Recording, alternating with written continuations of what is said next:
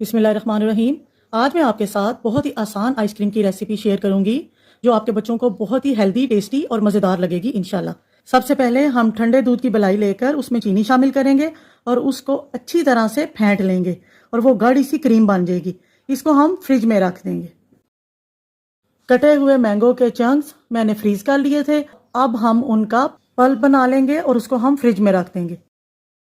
फिर हम condense milk और फ्रेश क्रीम को अच्छी तरह से फेंट लेंगे और इसे बहुत ज़्यादा फेंटेंगे ताकि ये क्रीमी टेक्सचर दे।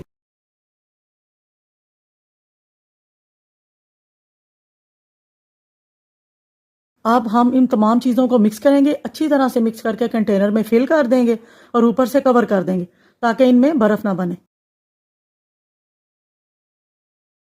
8 से 10 घंटों के लिए मैंने आइसक्रीम को फ्रीज़र में रख दिया था। मुख्तलिफ चीज़ों के साथ आप इसकी टॉपिंग करें। ठंडी मीठी आइसक्रीम